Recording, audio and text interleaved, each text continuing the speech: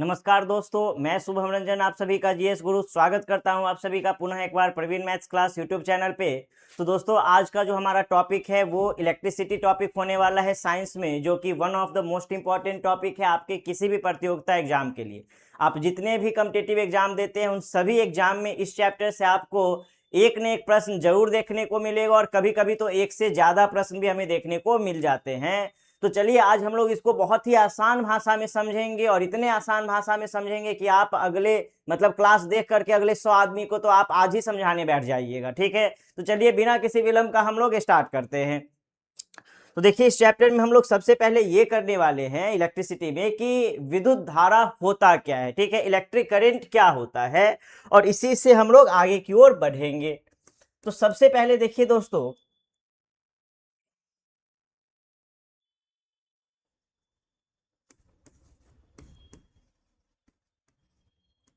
विद्युत धारा, electric current.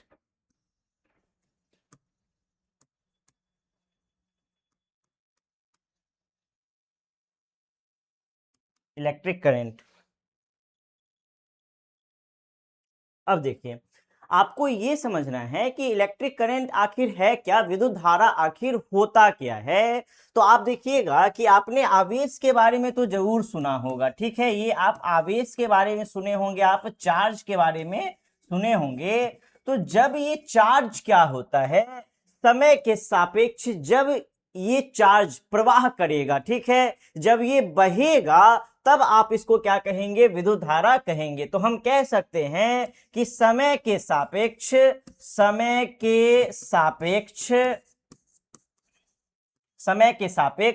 आवेशों के प्रवाह की दर, ठीक है, आवेशों के प्रवाह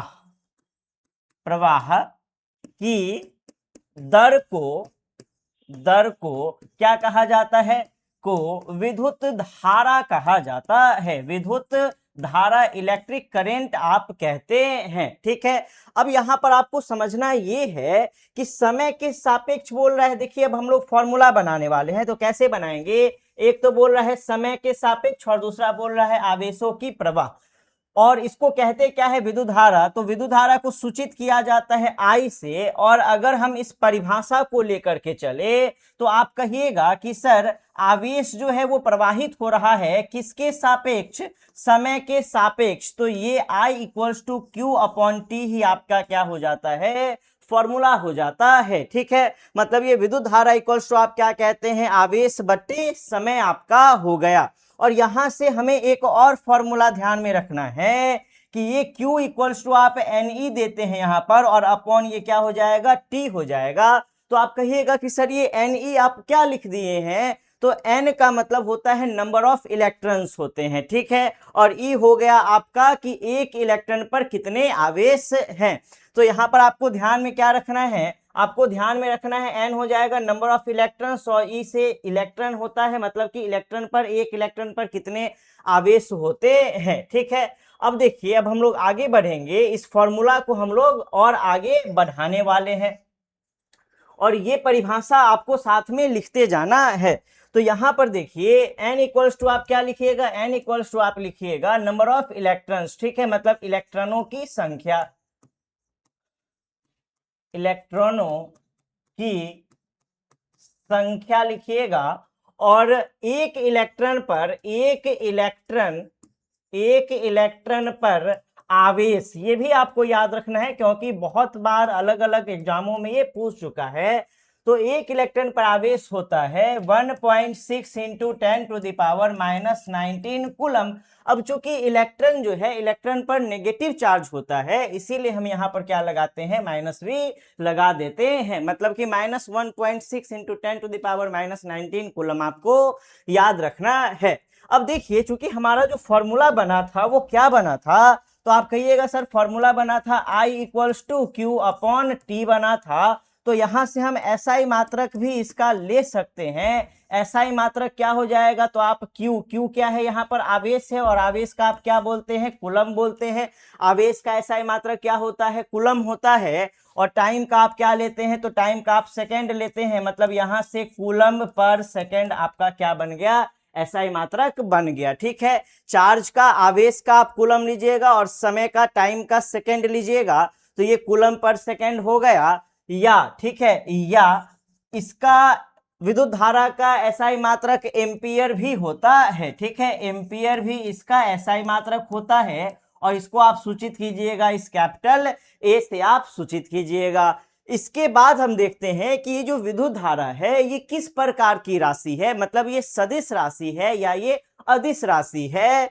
तो हम यहां देखेंगे कि विद्युत धारा जो है वो एक अदिश राशि होती है। ठीक है, ये किस प्रकार की राशि है, ये अदिश राशि है, स्केलर क्वांटिटी है, आपका स्केलर क्वांटिटी हो गया। ठीक है, तो ये सारे पॉइंट क्या थे आपके लिए, बहुत ज्यादा इंपॉर्टेंट थे। क्या क्या हम लोग किए, तो ये हमारा परिभाषा हो गया विद्युत धारा का कि समय के सापेक्ष आवेशों के प्रवाह की दर को विद्युत धारा कहते हैं। ये आपका अकॉर्डिंग टू डेफिनेशन ये आपका क्या हो गया, फॉर्मूला हो गया और इसी को हम लोग यहाँ पे क्या किए हैं, आगे बढ़ाए हैं। तो ये सारे पॉइंट आप लोगों को नोट डाउन करते जाने हैं। ठीक है, अब देखिए, अब हम लोग देखते हैं कि ये जो विद्युत धारा है, ठीक है, विद्युत धारा कितने प्रकार का होता है, इस पे हम लोग थोड़ा सा चर्चा कर लेते हैं। तो विद्युत धारा जो है हम लोग दो प्रकार का यहाँ पर पढ़ेंगे। क्या क्या पढ़ेंगे, एक तो हो जाएगा हमारा प्रकार की, अगर हम बात करें इसके प्रकार की, तो एक हमारा क्या हो जाएगा, दिष्ट धारा हो जाएगा। ठीक है, ये आपका दिष्ट धारा हो गया। ठीक है, डायरेक्ट करंट जिसको आप कहते हैं, ये डीसी हो गया। और दूसरा हम लोग देखेंगे अल्टरनेटिव, मतलब एसी करंट, प्रत्यावर्ती धारा हम लोग देखेंगे। तो सबसे पहले देखिए दिष्ट धारा आखिर होता क्या है, इस पे हम लोग बात करते हैं। तो दिष्ट धारा आप किसे कहिएगा, डायरेक्ट करंट आप किसे कहिएगा, मतलब कि वैसी धारा जिसमें समय के सापेक्ष, जिसमें समय के सापेक्ष परिमाण और दिशा में परिवर्तन नहीं होता है, में परिवर्तन नहीं होता है। मतलब कि आपको ये ध्यान में रखना है कि अगर किसी धारा के परिमाण में, मैग्नीट्यूड में और उसके दिशा में कोई परिवर्तन नहीं होगा तो वो कौन सा हो जाएगा, वो डायरेक्ट हो जाएगा, मतलब वो दिष्ट धारा हो जाएगा। ठीक है, अब यहां पर आपको ध्यान में रखना है कि आखिर ये दिष्ट धारा जो है वो किससे निकलती है। आपसे सीधे सीधे प्रश्न पूछ देगा कि निम्नलिखित में से किस यंत्र के द्वारा दिष्ट धारा निकलती है। ठीक है, तो आपको याद रखना है यहां पर एग्जाम्पल में, एक तो आप याद रखिएगा सेल, ठीक है ना, जैसे में आपको उपकरण में लिख लेना है, सेल से निकलता है क्या, दिष्ट धारा। दूसरा आप कह सकते हैं बैटरी, ठीक है, ये बैटरी हो गया आपका, इससे भी दिष्ट धारा निकल रही है। ठीक है, इसके बाद आपका डीसी डायनेमो हो गया, डीसी डायनेमो, इससे भी आपका क्या हो जाएगा, दिष्ट धारा हो जाएगा। तो ये सब आपको एग्जाम्पल में याद रखना है। ठीक है, अब इसके बाद हम बात करते हैं कि इसका दूसरा टाइप क्या होता है। तो दूसरा टाइप आप कहिएगा प्रत्यावर्ती धारा, प्रत्यावर्ती धारा। ठीक है, ये एसी हो जाएगा। तो ये देखिए एसी क्या है, ये प्रत्यावर्ती धारा क्या है। जैसा हम लोग दिष्ट धारा में देखे कि वहां पर समय के सापेक्ष परिमाण और दिशा में कोई परिवर्तन नहीं हो रहा था, तो यहां हम कह सकते हैं कि जब समय के सापेक्ष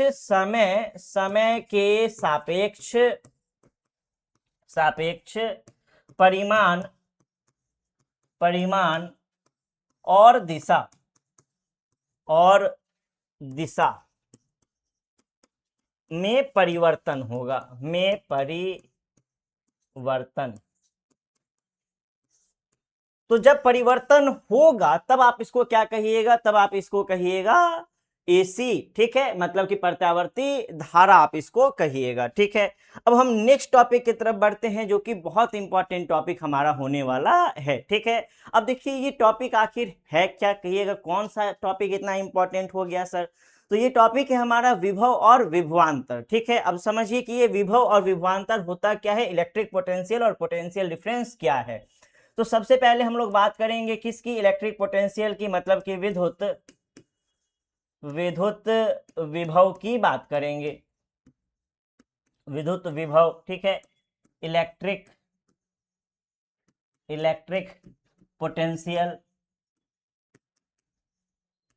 अब देखिए इलेक्ट्रिक पोटेंशियल है क्या, विद्युत विभव है क्या, ठीक है। और एक बात आपको ध्यान में रखना है कि यदि आपको परिभाषा याद है तो उसके बाद फॉर्मूला भी याद है और उसके बाद आपको सब कुछ ही याद है, ठीक है। तो इसीलिए बहुत ही इंपॉर्टेंट है, आप अच्छे सुनिएगा।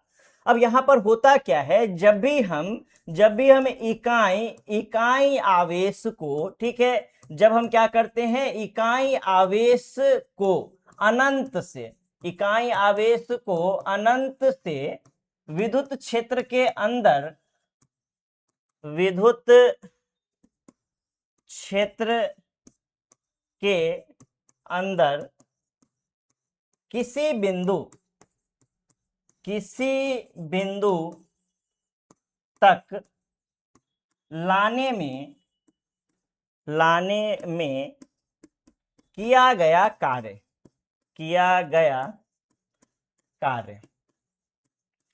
तो आपको यहां पे क्या याद रखना है, आपको ये याद रखना है कि जब हम इकाई आवेश को क्या करते हैं, अनंत से किसी बिंदु तक लाते हैं, तो अनंत से किसी बिंदु तक लाने में कुछ ना कुछ कार्य तो होगा ही ना। तो लाने में जो कार्य किया गया है इसे ही आप क्या कहते हैं, इलेक्ट्रिक पोटेंशियल, विद्युत विभव कहते हैं।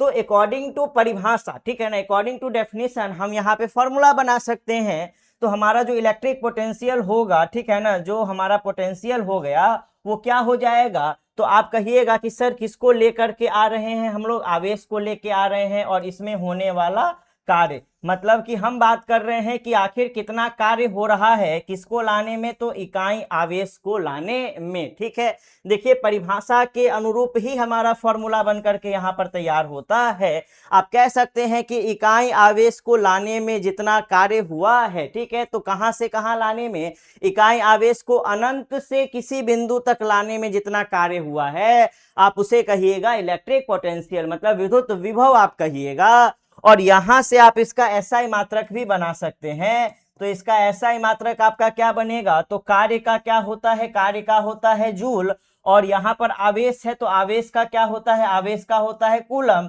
तो यहां से आप कह सकते हैं जूल पर कूलम यहां पे बना सकते हैं, ठीक है। फिर से देखिए बहुत आसान है, बहुत इजी है, बस आपको समझना है यहाँ पर कि वर्क डन का, कार्य का आप ले रहे हैं जूल और आवेश का आप ले रहे हैं कूलम, तो ये हो गया जूल पर कूलम्ब। या आप क्या बोल सकते हैं, इसका ऐसा मात्रक आप वोल्ट भी बोल सकते हैं, ठीक है, या फिर वोल्ट जिसको कि आप भी से क्या करते हैं, सूचित करते हैं, ठीक है।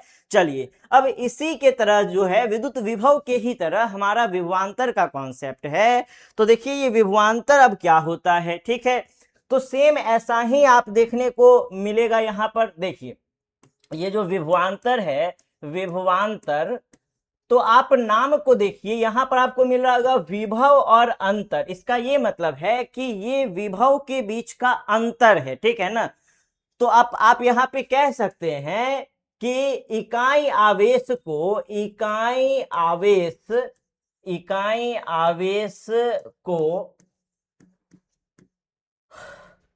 किसी एक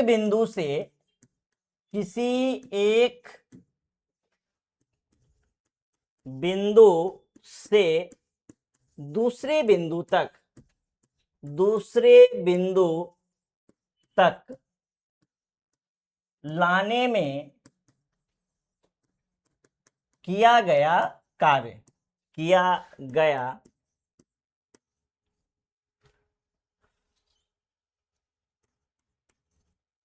कार्य, तो देखिए सब कुछ आपका सेम है, बस चेंज क्या हुआ है, तो वहां पर हम बोल रहे थे कि अनंत से किसी बिंदु तक, और यहां पर हम बोल रहे हैं कि इकाई आवेश को एक बिंदु से दूसरे बिंदु तक लाने में किया गया कार्य, ठीक है। तो फिर से आपका जो फॉर्मूला बनेगा आपके पीडी का, पोटेंशियल डिफरेंस का, आप कहिएगा कि सर ये वही चीज हो गया, मतलब कि आवेश को लाने में किया गया कार्य। तो फिर से हमारा फॉर्मूला यही बनकर के तैयार हो गया। तो हम कह सकते हैं कि इसका एसआई मात्रक भी सेम होगा, और सेम होगा मतलब कहने का जूल पर कूलम्ब हो जाएगा, या फिर आप क्या कहिएगा, तो या आप कहिएगा वोल्ट कहिएगा, ठीक है, या वोल्ट हो जाएगा, जिसको कि आप V से सूचित कीजिएगा।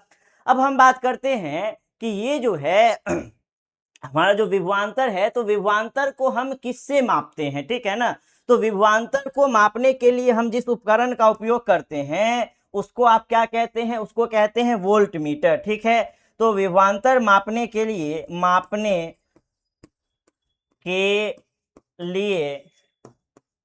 के लिए वोल्ट मीटर का उपयोग होता है। अब आपको यह भी ध्यान में रखना है कि आखिर इस वोल्ट मीटर को हम लोग किस क्रम में लगाते हैं, ठीक है। मतलब हम इसे समांतर क्रम में लगाते हैं या फिर हम इसे श्रेणी क्रम में लगाते हैं। तो आपको याद रखना है कि वोल्ट मीटर को हम जब भी लगाएंगे, जब भी कनेक्ट करेंगे, तो हम इसे समांतर क्रम में करेंगे, ठीक है। तो आपको याद रखना है ये समांतर क्रम में आप इसे लगाते हैं, ठीक है। और वोल्ट मीटर किस प्रकार का उपकरण है, मतलब ये जो है हाई रेसिस्टेंस वाला, उच्च प्रतिरोध वाला एक उपकरण होता है। तो ये भी बात आपको याद रखना है कि वोल्ट मीटर क्या होगा, तो इसका प्रतिरोध उच्च होता है। तो उच्च प्रतिरोध वाला एक उपकरण होता है, ठीक है। तो ये सारे पॉइंट्स जितना भी हम बोर्ड पे लिखे हैं, ये सब पॉइंट आपके एग्जाम पॉइंट ऑफ व्यू से क्या है, बहुत ज्यादा इंपॉर्टेंट है, ठीक है। अब हम बात करते हैं विभवांतर के बाद बहुत ही महत्वपूर्ण टॉपिक की, जो है ओम्स लॉ, ठीक है। आप लोग सुने होंगे और पढ़े भी होंगे। तो यहां पर देखिए ओम्स लॉ क्या है, और बहुत ही इजी वे में आप इसको समझिएगा ओम्स लॉ को, ठीक है। देखिए, तो नेक्स्ट जो हमारा टॉपिक है ओम्स लॉ, ये क्या कहता है। तो जैसे मान लीजिए कि हमारे पास कोई चालक है, हमारे पास ये जो है कोई क्या है, चालक है। चालक का मतलब समझ रहे हैं कि इससे इलेक्ट्रिसिटी क्या होगा, पास करेगा, ठीक है। तो ये हमारे पास कोई चालक है और इसके ये और ये सिरा हम ले लेते हैं, इन दो सिरों के बीच क्या होगा, कुछ ना कुछ विभवांतर तो होगा ही। मतलब कि जब आवेश यहां से यहां आएगा, एक बिंदु से दूसरे बिंदु पे जब आवेश आएगा, तो इसमें कुछ ना कुछ कार्य तो होगा ही ना। तो हम क्या कहेंगे, हम कहेंगे कि यहां पर इस बिंदु से इस बिंदु के बीच का विभवांतर, ठीक है। तो ओम्स लॉ मेनली क्या कर रहा है, ओम्स लॉ मेनली जो है इन दो पॉइंट्स के बीच, इन दो सिरों के बीच जो विभवांतर है और इससे होकर के जो इलेक्ट्रिसिटी पास कर रहा है, इन दोनों के बीच एक रिलेशन को बताने का काम करता है, ठीक है। अब देखिए ओम्स का कहना मतलब हमारे ओम्स लॉ के हिसाब से जब भी हम लोग क्या करते हैं, जब भी हम लोग दो सिरों के बीच के विभवांतर और इनसे पास कर रहे, इनसे गुजरने वाले धारा के बीच संबंध स्थापित करते हैं, तो हम कहते हैं कि भाई जितने भी फिजिकल फैक्टर्स हैं, जो भी भौतिक कारक है, वो क्या होने चाहिए, वो कांस्टेंट होने चाहिए। फॉर एग्जाम्पल के तौर पे आप ये लीजिए, अगर हम ताप ले लेते हैं, मतलब कि जब हम बात करते हैं इन दो सिरों के बीच के विभवांतर और इससे पास होने वाले विद्युत धारा के, तो हम बोलते हैं कि तापमान सेम होना चाहिए। मतलब ऐसा नहीं है कि आप तापमान ऊपर नीचे कर रहे हैं, ठीक है ना। तो हम यहां पर इसको कैसे परिभाषित करेंगे, हम यहां पे इसको कहेंगे इसके कथन के अनुसार कि समान तापमान पर समान, मतलब नियत तापमान आपको लेना है, कांस्टेंट टेम्परेचर लेना है, समान तापमान पर किसी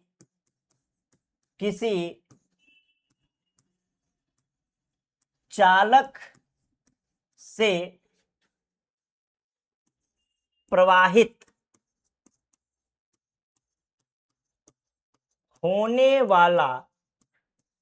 होने वाली धारा चालक के सिरों के बीच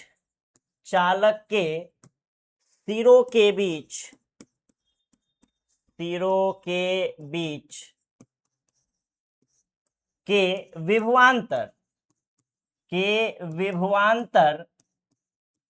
भी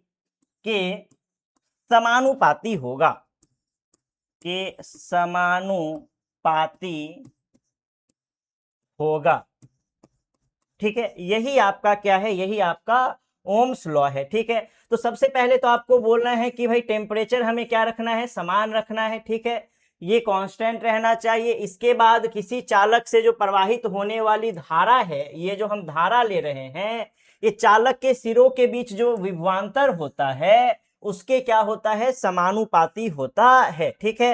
तो आप इसको कैसे लिखिएगा, आप लिखिएगा कि भी डायरेक्टली प्रोपोर्शनल हो गया किसके, आई के, ठीक है। ये जो विभवांतर है ये समानुपाती हो गया किसके, करंट के समानुपाती हो गया, ठीक है। भी डायरेक्टली प्रोपोर्शनल टू आई हो गया। अब आपको पता होगा कि जब भी हम इस प्रोपोर्शनलिटी साइन को हटाते हैं तो हमें इसको हटा करके जब आप बराबर का साइन देते हैं, प्रोपोर्शनलिटी साइन हटाइएगा तो आपको एक प्रोपोर्शनलिटी कांस्टेंट गुना करना पड़ेगा, मतलब एक नियतांक भी आपको लेना पड़ेगा।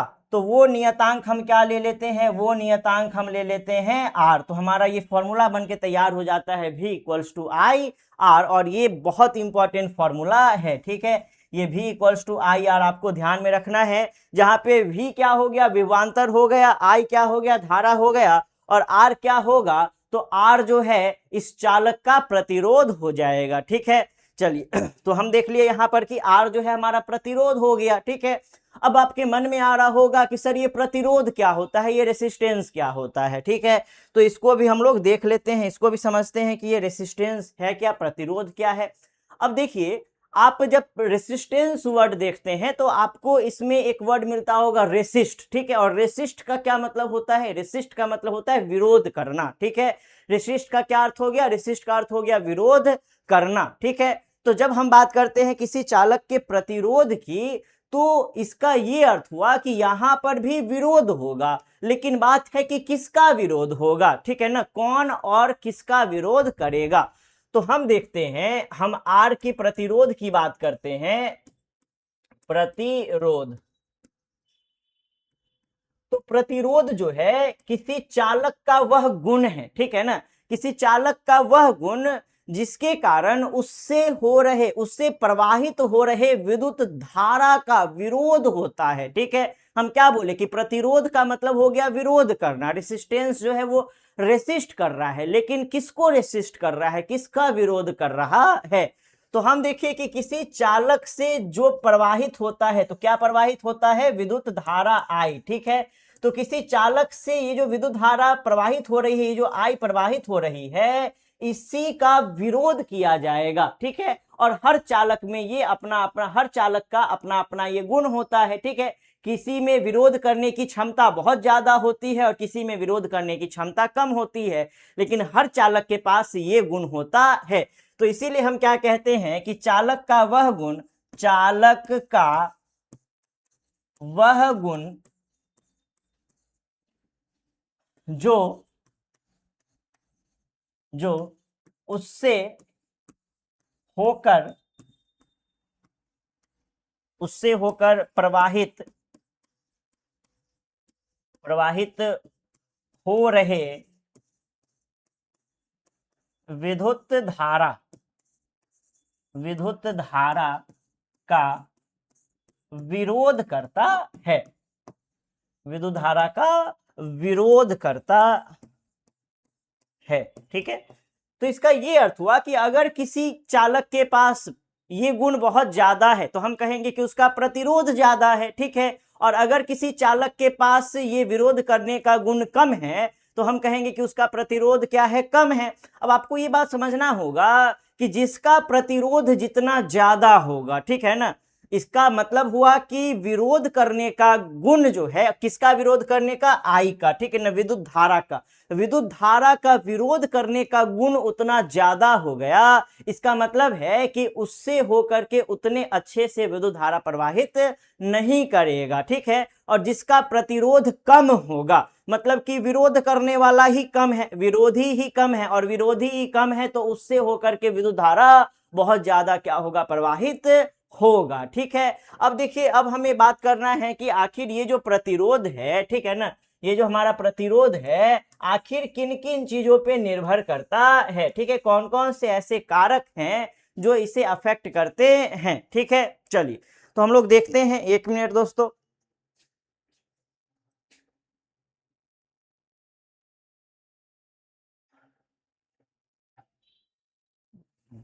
कितने देर?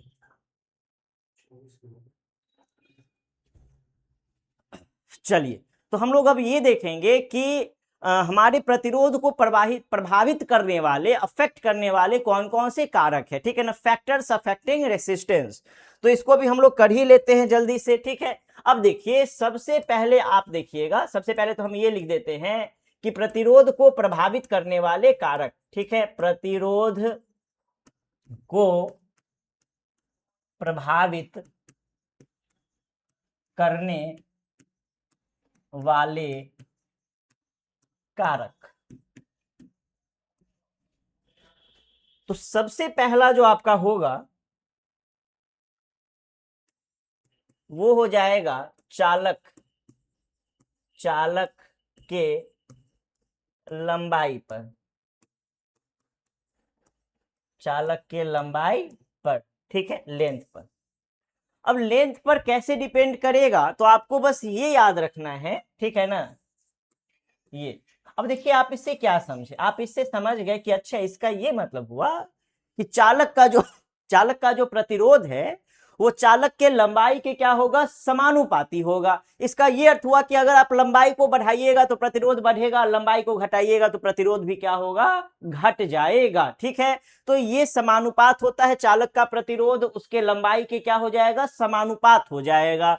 दूसरा अगर हम देखें तो दूसरा हो जाएगा अनुप्रस्थ काट के क्षेत्रफल पर, अनुप्रस्थ काट के क्षेत्रफल पर। तो आपको इसमें ये याद रखना है R1/A। तो आप इससे क्या समझे, देखिए हम हमेशा अपने क्लास में कहते हैं कि ऊपर नीचे कैसा संबंध होता है, उल्टा संबंध होता है, ठीक है। तो यहाँ पे हम कह सकते हैं कि चालक का प्रतिरोध जो है वो उसके अनुप्रस्थ काट के क्षेत्रफल के व्युत्क्रमानुपाती होता है, इनवर्सली प्रोपोर्शनल होता है। मतलब अगर हम क्षेत्रफल को बढ़ाएंगे तो प्रतिरोध घट जाएगा, और अगर आप क्षेत्रफल को कम कीजिएगा तो प्रतिरोध आपका क्या हो जाएगा, बढ़ जाएगा। मतलब कि जैसा काम आप एक के साथ कर रहे हैं उसका उल्टा काम दूसरे के साथ हो रहा है, ठीक है। तो ये इनवर्सली प्रोपोर्शनल हो गया, ये व्युत्क्रमानुपात हो गया, ठीक है। चालक का प्रतिरोध चालक के अनुप्रस्थ काट के क्षेत्रफल के व्युत्क्रमानुपाती होता है, इनवर्सली प्रोपोर्शनल होता है। और तीसरा मोस्ट इंपॉर्टेंट बात आपको ये याद रखना है कि जो रेसिस्टेंस होगा इसका हम देखते हैं प्रतिरोध का टेम्परेचर के साथ कैसा संबंध है, ठीक है। तो चालक का हम बोल रहे हैं, आपको ये याद रखना है चालक का, ठीक है। देखिए अब हम बार बार चालक चालक क्यों कह रहे हैं, क्योंकि जो सेमीकंडक्टर्स होते हैं, अर्धचालक होते हैं, उनके केस में ये नियम अलग हो जाता है, ठीक है। तो ये अलग अलग चीजों के जो कुचालक हैं, ठीक है ना, उनके केस में फिर ये अलग हो जाता है। तो सबके केस में अलग अलग है, इसीलिए आपको ध्यान में रखना है कि चालक का प्रतिरोध, चालक का प्रतिरोध, ठीक है, तापमान के समानुपाती होगा, समानुपाती। मतलब ये हो गया, आप इसको लिख सकते हैं इस प्रकार, अगर आपको दिख रहा होगा तो हम नीचे लिख देते हैं, जो R है वो डायरेक्टली प्रोपोर्शनल है किसके, T के, ठीक है। मतलब कि अगर आप तापमान बढ़ाइएगा तो रेसिस्टेंस भी क्या होगा, प्रतिरोध भी बढ़ेगा, और तापमान अगर कम कीजिएगा तो प्रतिरोध भी कम होगा। तो ये तीनों पॉइंट आपको याद रहना चाहिए, तभी जाकर के आपको आगे का क्लास समझ में आएगा। मतलब जो रेसिस्टिविटी वाला हमारा कॉन्सेप्ट है, जो प्रतिरोधकता वाला कॉन्सेप्ट है, विशिष्ट प्रतिरोध वाला कॉन्सेप्ट है, वो आपको तभी समझ में आएगा। तो यहाँ पर ये 3 पॉइंट आपको याद रखना है कि चालक के लंबाई की बात करें तो समानुपाती होती है, अगर हम अनुप्रस्थ काट की बात करें तो व्युत्क्रमानुपाती होती है, और अगर तापमान की बात करें तो समानुपाती होती है, ठीक है। तो देखिए ये हमारा बहुत इंपॉर्टेंट कॉन्सेप्ट था, और इससे कई बार अलग अलग एग्जाम में प्रश्न आ चुके हैं, डायरेक्ट क्वेश्चन आपको देखने को मिलेगा, ठीक है। तो आज के लिए हम लोग इतना ही रहने देते हैं, इसके बाद का जो हमारा क्लास है वो हम लोग अगले क्लास में करेंगे। तब तक लाइक कीजिए, कमेंट कीजिए, और इसे आप शेयर जरूर कीजिए। धन्यवाद।